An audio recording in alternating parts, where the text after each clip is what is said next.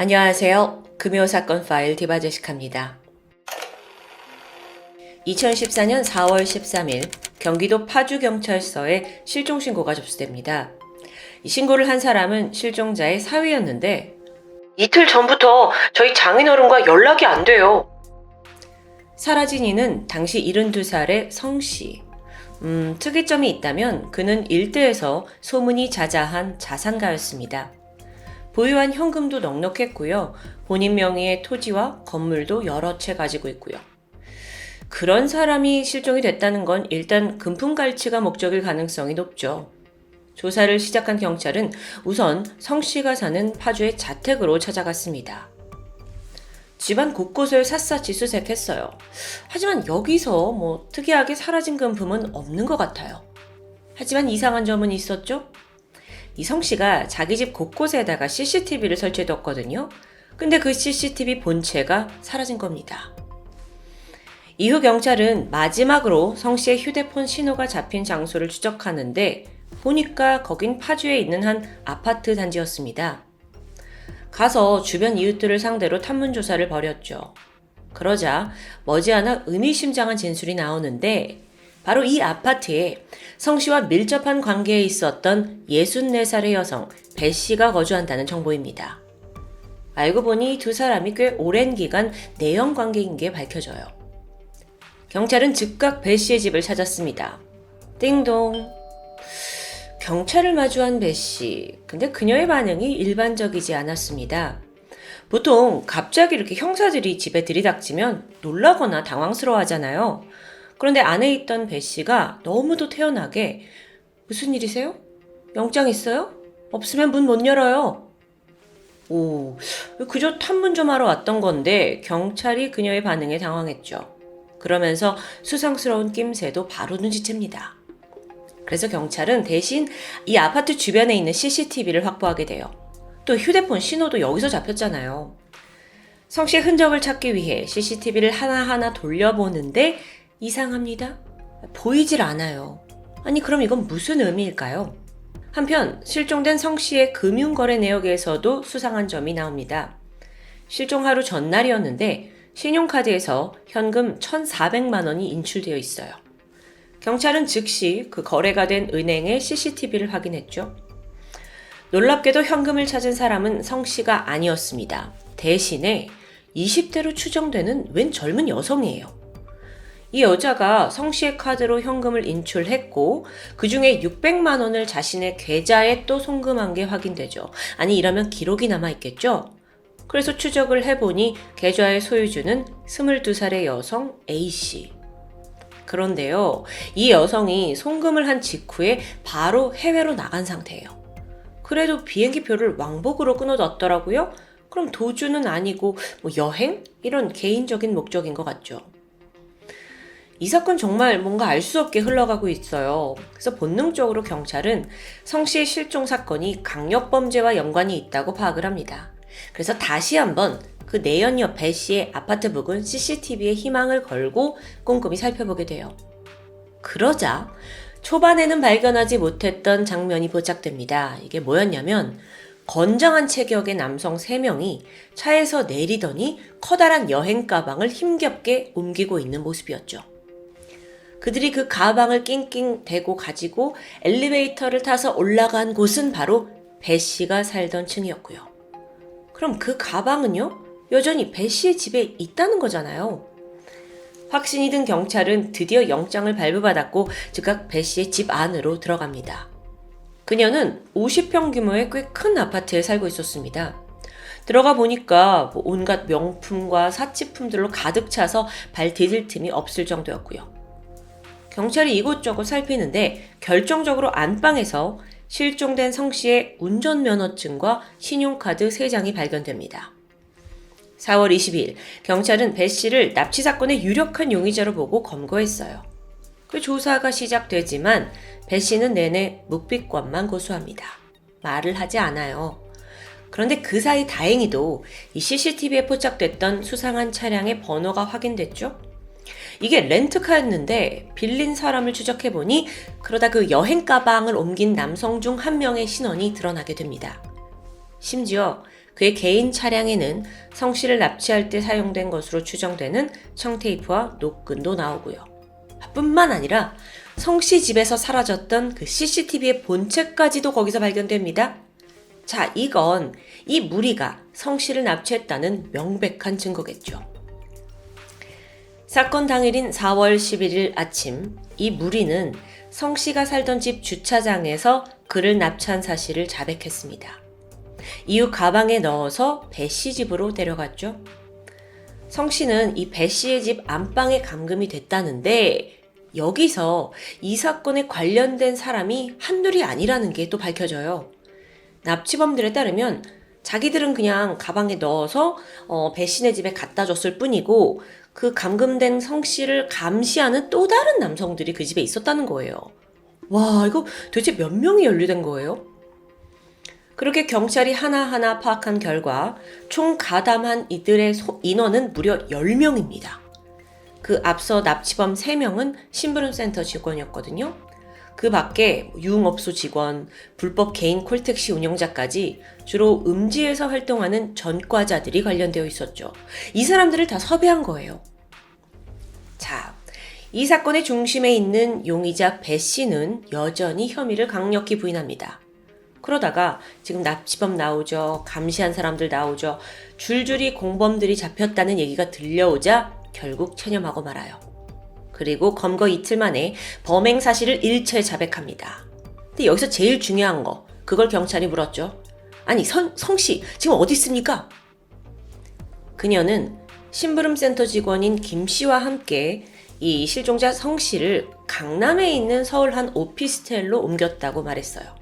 그것도 실종신고 바로 다음 날인 4월 14일 날 그랬대요. 이 말인즉슨 경찰이 처음 배 씨 집에 찾아갔을 때 막 영장 가져오라고 문 안 열어주던 그날 집 안에 성 씨가 아직 감금되어 있었다는 거죠. 이게 코앞에서 놓친 꼴이 되었는데요. 어쨌든 지금 중요한 건 성 씨의 생사 여부입니다. 경찰이 바로 그 강남 오피스텔로 출동했어요. 근데 내부에 들어가서 아무리 찾아봐도 성 씨가 없습니다. 분명 여기로 옮겼다고 했는데 근데 순간 이 집안에 낯선 장면이 포착되었죠. 그건 바로 시멘트였습니다. 방 한 구석에 이 집안에 있어서는 안 될 굉장히 어색한 모양의 시멘트 구조물이 보여요. 게다가 거기서 악취도 풍겼고요.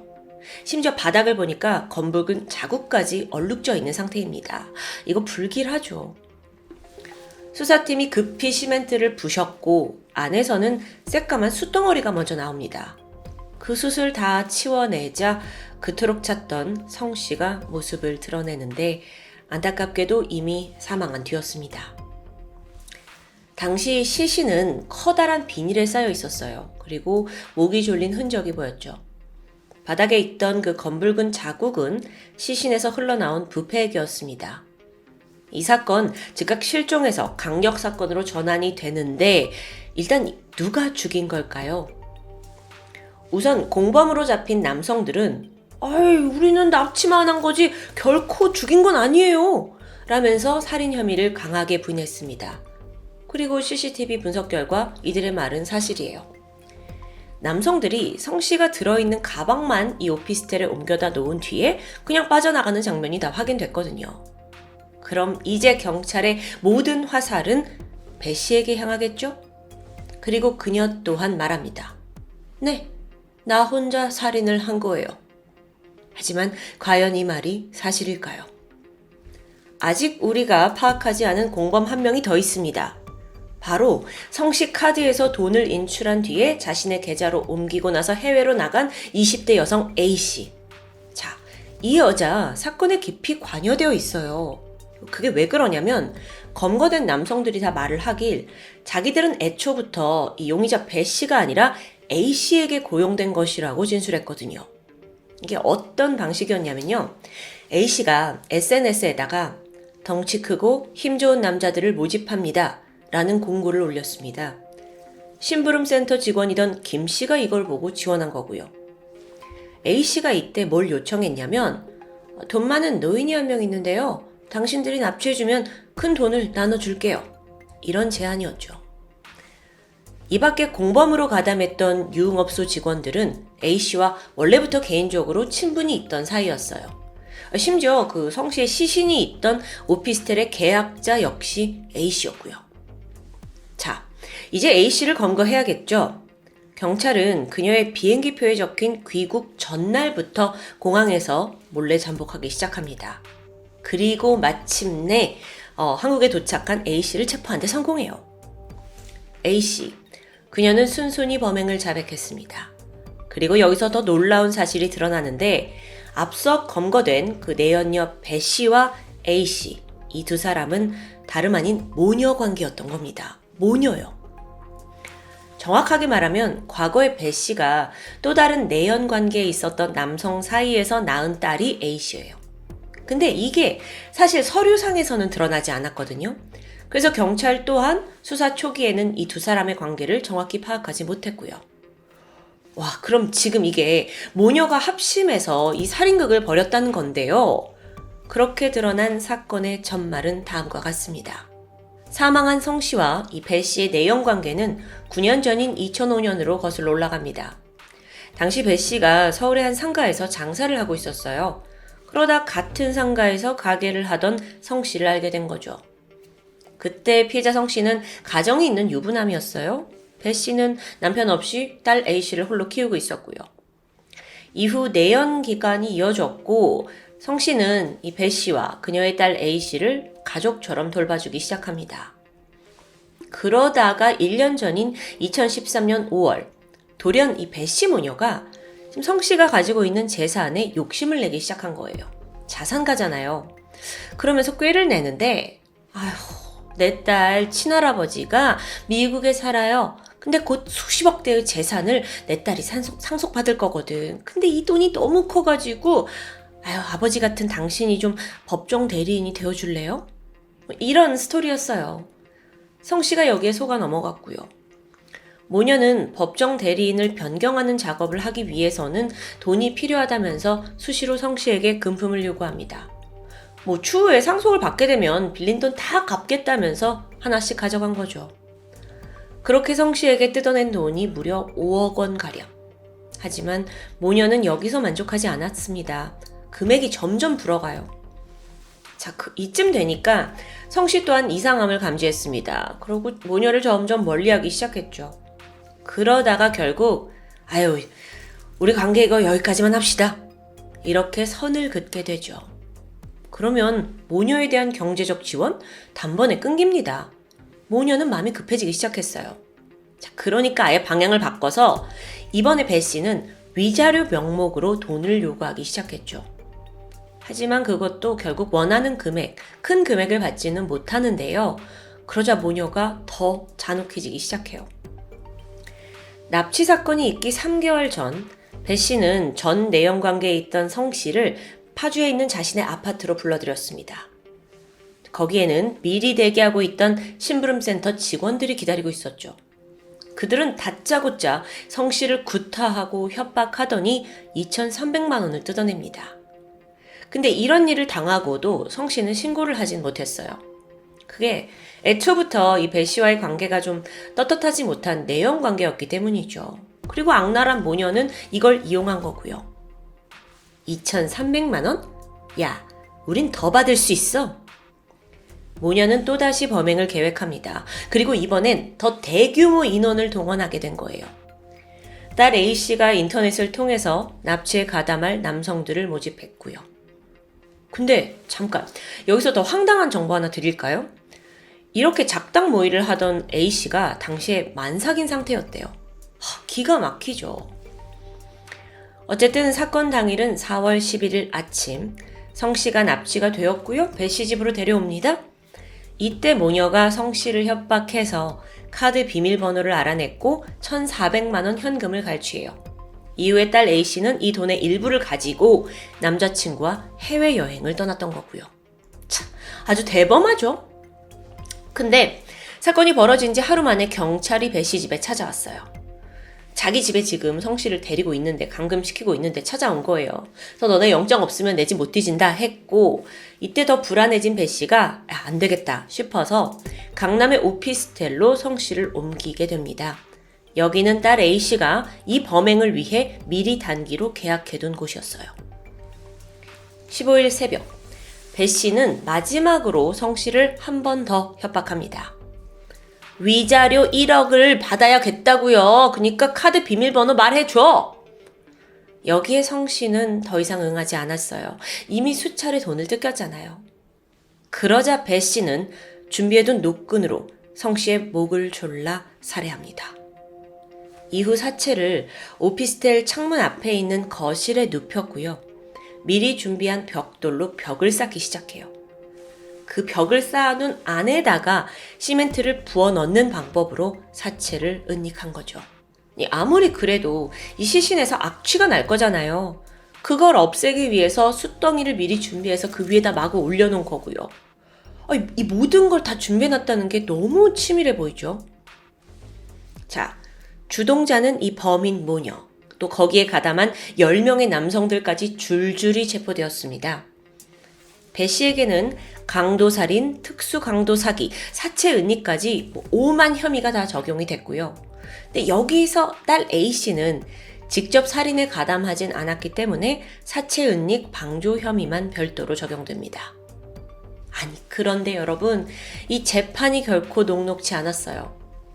배 씨가 뭐라고 하냐면 자기가 이 피해자 성 씨와 교제했던 수년간의 기간 동안 사실 성노예로 살았다는 거예요. 앞서 성 씨가 이게 건네준 5억 원 역시 자발적으로 준 거래요. 위로금 명목으로. 스토리를 이렇게 바꿔버립니다. 아니, 그러면 아파트로 불러서 막 심부름센터 직원 시켜서 폭행한 거, 그건 어떻게 설명할까요? 그거는 심부름센터 직원들이 이 사람이 돈 많은 할배라고 하니까 갑자기 강도로 돌변해서 저지른 일이라고 말합니다. 말도 안 되는 주장을 펼치는 거죠. 정말 끝까지 사기꾼 그 자체예요. 과연 재판 결과는 어땠을지 궁금해지는데 1심은 배 씨와 A 씨에게 각각 징역 30년과 10년형을 선고했습니다. 여기에 배 씨가 크게 반발했죠. 그러더니 아예 성 씨를 살해했다는 그 혐의마저 아예 부인해버리기 시작해요. 내가 안 죽였대요. 근데 이건 수사 초기부터 그녀가 이미 인정했던 부분이거든요. 그런데도 사실 여기 이유가 있는데 부검을 했을 때 사인이 좀 불명확하다라는 사실이 알려졌고 여기에 교묘하게 말을 바꾼 것으로 보이죠. 배 씨는 여기서 그치지 않았습니다. 지금 이 모녀가 둘 다 이제 감옥에 있는 상태인데 공범인 딸에게 몰래 편지를 보내요. 그러면서 네가 좀 위증을 해달라 라고 회유까지 시도하는 건데요. 이것도 구치소 내에서 사람들을 통해 몰래 편지를 전달했고요. 법원 측이 결국 재판에 가서 이걸 밝혀냅니다. 그랬더니 그건 내가 쓴 게 아니래요. 편지의 일부 내용을 딸이 조작한 걸 수도 있다. 이런 정말 밑도 끝도 없는 주장을 펼치는 거예요. 이 사람 정말 뻔뻔하기가 대단하죠. 이 과정에서 딸 A씨는 자신의 엄마와 무슨 진실 게임을 하게 되는 아이러니한 상황에 직면합니다. 정말 자기 엄마인데도 불구하고 아마 혀를 내둘렀을 거예요. 그리고 그게 힘들었는지 A씨는 구치소에서 극단적인 선택까지 시도하게 되고요. 그럼에도 엄마 배씨는 눈 하나 깜빡하지 않은 채 나는 편지 몰라요. 내용이 다 조작된 거야. 라는 주장을 고수했고요. 그러고 보니까 이 배씨라는 여성에게는 오랫동안 내연관계였던 성씨도 또 딸 A씨도 전혀 중요한 사람이 아니었어요. 가장 중요한 건 그저 돈이었죠. 결국 모든 재판이 끝나고 배씨에게는 징역 30년, 딸 A씨에게는 징역 10년이 확정됩니다. 또한 범행을 공모했던 그 심부름센터 직원, 일당들은 각각 징역 7년과 4년을 선고받으면서 이 사건은 마무리됩니다. 자신의 욕망을 채우기 위해서 정말 물불을 가리지 않고 달려든 악인. 오늘 사건은 과연 인간의 욕심이 어디까지 추악해질 수 있는지 이런 깊은 생각이 드는 참 씁쓸한 사건이었던 것 같습니다. 지금까지 금요사건 파일 디바제시카입니다. 안녕하세요. 토요미스테리 디바제시카입니다. 지난 2020년 1월 24일 미처 어둠이 가시기도 전인 새벽 5시 반 전라북도 익산시 동산동에 위치한 아파트 한 곳의 출입문이 열렸습니다. 모습을 드러낸 건 한 중년 여성이었죠. 그녀는 이 한겨울 추운 날씨에도 불구하고 얇은 패딩 한 장만 걸치고 있었습니다. 손에는 플라스틱 통이 들려 있었는데 안에 음식물 쓰레기가 담겨 있었죠. 여성은 아파트 현관을 나와 곧장 쓰레기 수거장으로 향했습니다. 그리고 이 모습을 마지막으로 종적을 감추고 말았는데요. 사라진 중년 여성의 이름은 하경자. 그녀는 52세의 평범한 주부입니다. 20년 전 남편과 이혼한 뒤에 아들 1명, 딸 1명을 혼자 묵묵히 키워냈고요. 이제는 자식들이 다 모두 장성을 했죠. 6개월 전에 딸이 결혼을 한 이래 사위와 함께 집으로 들어왔고 현재는 함께 살고 있습니다.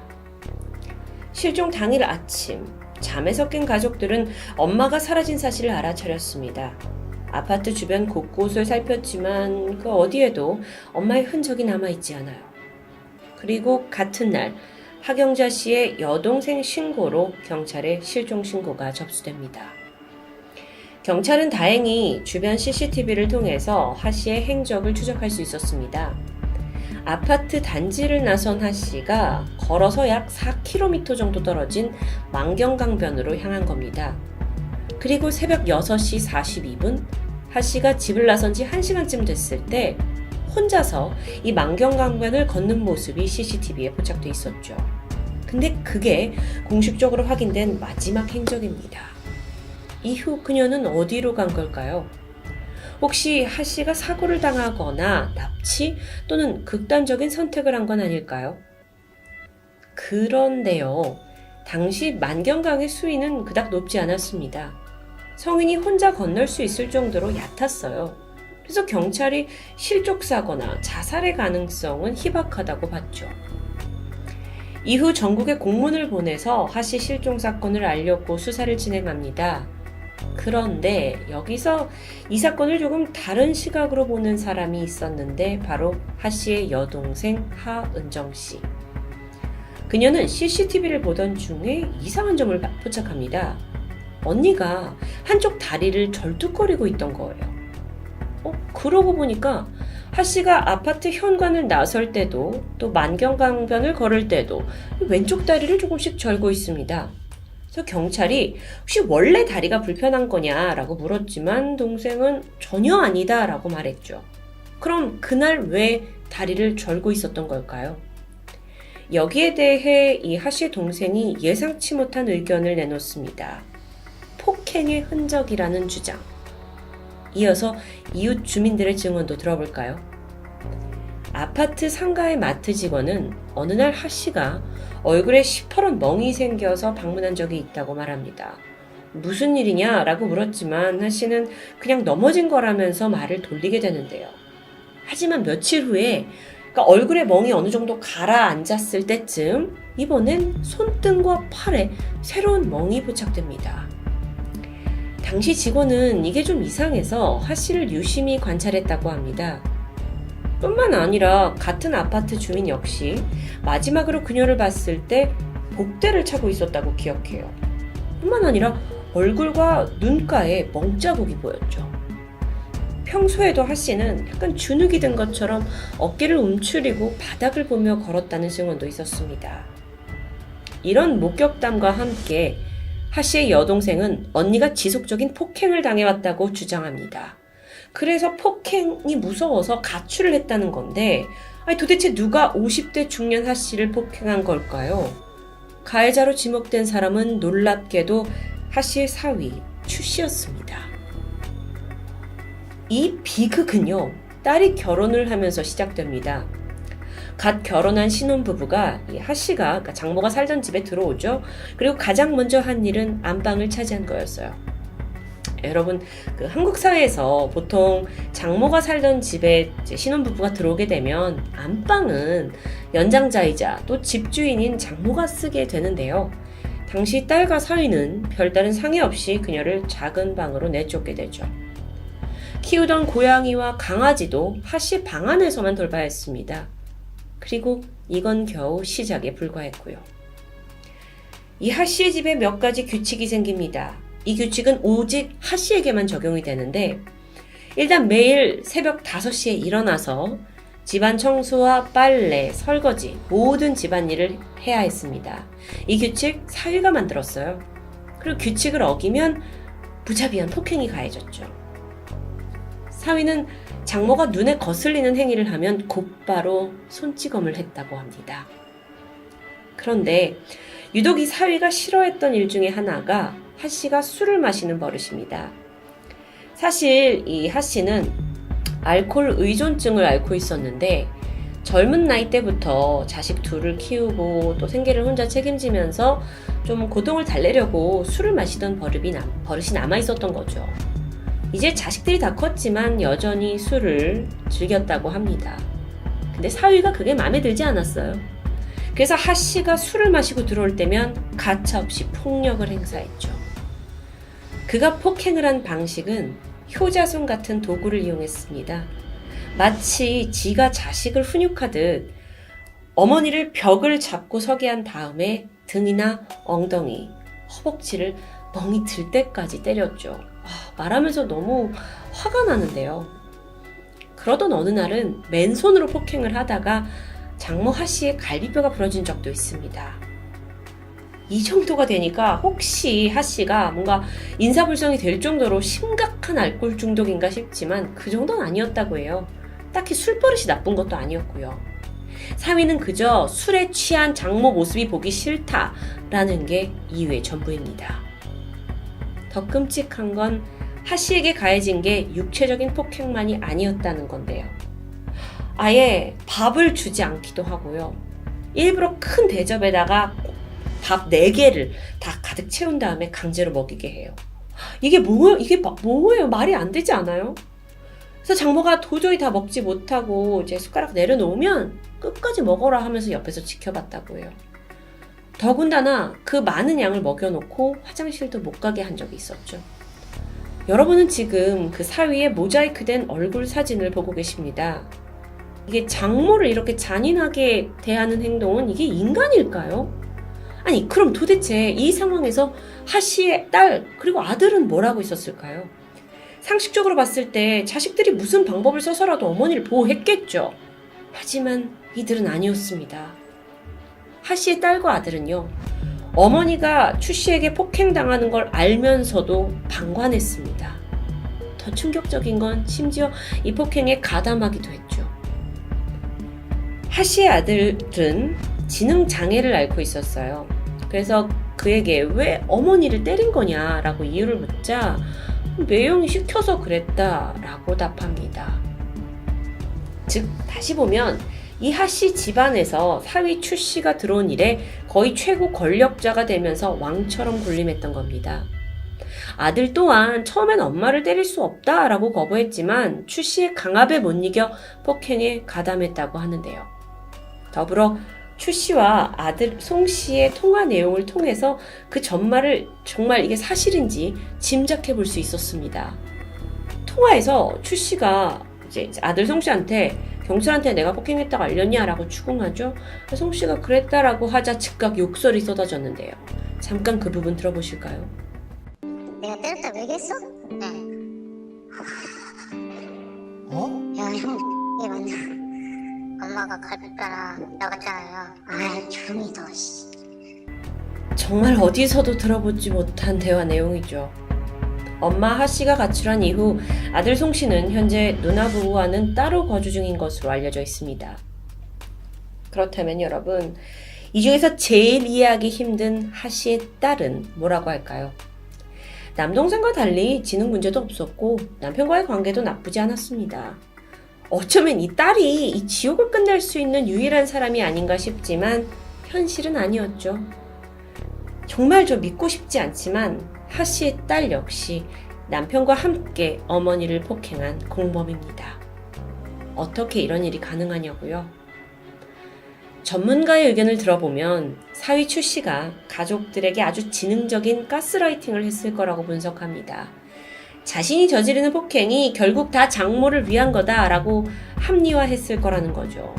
여기에 아들과 딸이 세뇌되면서 이 끔찍한 일에 동참하게 된 건데요. 가족들의 악행은 여기서 끝나지 않습니다. 사위의 통장을 봤어요. 그랬더니 장모 하씨의 이름으로 적게는 수만 원, 많게는 수십만 원까지 입금된 내역이 보입니다. 그러니까 돈을 상납받은 거죠. 게다가 장모 하씨가 평소 주변 사람들한테 돈을 빌리러 다닌 적도 많았고요. 심지어는 대부업체를 이용해서 대출을 받은 정황도 나옵니다. 그 금액이 무려 3천만 원에 달했죠. 아들 송 씨한테 사실관계를 확인해 보니까 매형이 엄마한테 돈을 구해오라고 협박했다고 하는데 실제 그 하씨 핸드폰을 봤어요. 그랬더니 대출앱체 전화번호가 저장돼 있는데 거기에서 유독 눈에 띄는 게 바로 저장된 이름입니다. 대출 되게 해주세요. 많이요. 하씨가 사위로부터의 폭행을 피하기 위해서 어떻게든 돈을 마련하고자 하는 가슴 아픈 흔적이겠죠. 그렇다면 하씨는 이들로부터 도망치려는 시도를 해본 적이 없을까요? 있습니다. 하씨가 괴롭힘을 피해서 가출을 한 게 이번이 처음이 아니에요. 이전에도 대여섯 번 같은 일이 있었어요. 당시 집을 나온 그녀를 목격한 사람도 있었는데 동네에 있는 한 성당 관계자였죠. 하씨가 당시에 성당 벤치에 멍하니 앉아 있었다고 합니다. 이 관계자가 평소에 성당에 오시는 분이 아니라서 유심히 그녀를 관찰하게 되는데 10분도 지나지 않아 젊은 남성이 불쑥 나타나더니 그녀를 데리고 갔다고 말합니다. 자기보다 분명 나이가 많은 중년 여성인데도 불구하고 반말을 하면서 하씨를 거칠게 잡아당겼죠. 그래서 목격자가 다가갔어요. 아니, 누구세요? 누군데 이러세요? 남자는 자신을 사위라고 밝혔습니다. 이런 식으로 하씨가 도망칠 때마다 사위가 다시 잡아오는 일들이 반복됐습니다. 그리고 안타깝게도 하씨는 인지장애를 앓고 있던 것이 밝혀졌는데 그렇다 보니 적극적인 저항이 어려웠던 것으로 보이죠. 그런 하씨도 이제는 영영 자식들을 피해 숨어버린 듯합니다. 친동생은 언니의 실종을 그냥 두고 볼 수만 없었는데요. 그래서 MBC 탐사 프로그램에 사건을 제보하게 되고 마침내 제작진의 끈질긴 노력 끝에 하씨의 집을 직접 찾아가서 사위와 딸을 만날 수 있게 됩니다. 처음에 이들은 인터뷰를 거부했고 강하게 밀어붙였죠. 그리고 막 집 밖으로 도망가기까지 하는데요. 우스운 모습이었죠. 결국 긴 설득 끝에 인터뷰가 시작되는데 파렴치한 사위와 이 딸이 어머니를 폭행한 부분을 인정합니다. 이걸 본인들 입에서 들으니까 정말 너무 충격적이었어요. 술을 안 마시기로 했는데 계속 술을 드셔서 그랬다라는 변명. 어쨌든 제작진이 실종된 어머니를 찾기 위해 사건을 공론화하려 한다고 설명했죠. 하지만 사위와 딸은 극도로 경계하면서 방송 통해서 이게 다 알려지면 우리는 정상적인 생활을 하기 힘들지 않냐라고 호소합니다. 참, 어머니 하씨를 찾는 일보다 지들의 사회적 체면이 더 중요하다는 말이겠죠. 그렇다고 지은 죄가 사라지지는 않습니다. 결국 다른 가족들에 의해서 이들에게 법적 조치가 취해졌습니다. 이 사위와 딸은 어머니를 폭행하고 감금, 갈취한 혐의로 고소된 상태이고요. 하씨의 아들 역시 공범으로 간주되었죠. 그렇게 시간이 지나 하씨가 실종된 지 60여일 만인 2020년 3월 전라북도 정읍에 있는 한 경찰서에서 반가운 연락이 왔습니다. 실종된 하씨를 찾았다는 소식이었죠. 그녀는 그동안 정읍에 있는 한 지인의 집에서 머물렀다고 합니다. 그런데 지인 입장에서도 60일이나 지났는데 하씨가 나가질 않자 끝내 경찰서에 신고한 상황이었습니다. 딱 보니까 하씨가 당시에 굉장히 수척해 있었어요. 언니를 찾게 돼서 너무도 기쁜 여동생 은정씨가 이제는 사위와 너 자식들의 만행이 다 드러났으니 집으로 돌아가자고 설득했죠. 그러자 하씨가 이렇게 말합니다. 이제부터라도 내가 있고 싶은 곳에 있고 싶어. 아마도 하씨에게는 상처를 치유할 시간이 좀 더 필요한 듯 합니다. 사랑하는 가족을 위해서라면 희생도 마다하지 않고 때때로 살인도 이것 때문에 벌어집니다. 그게 인간의 본성이라고 할 수 있겠죠. 그런데 오늘 소개한 이 사건은 그런 일반적인 인간의 본성을 완전히 거슬렀다고 볼 수 있는데요. 너무도 황당하면서 안타깝죠. 범행의 주체인 사위뿐만 아니라 딸과 아들까지. 도대체 무엇이 이들을 천륜을 거슬리는 악마 같은 자식들로 만든 걸까요? 그리고 그 와중에도 자신들의 안위만 걱정하는 이 소름 끼치는 모습을 우리는 어떻게 봐야 할까요? 이들의 법적 처분에 대해서는 아직 밝혀진 바가 없습니다. 그래서 가능한 한 많은 사람들이 이 끔찍한 악행을 더 알았으면 합니다. 그래서 이제는 떳떳하게 얼굴 들고 다니지 못하면서 그에 맞는 죗값을 치러야겠죠. 무엇보다도 자식들에게 상처받은 하씨가 안정을 되찾길 바라고 있습니다. 지금까지 토요미스테리 디바제식합니다.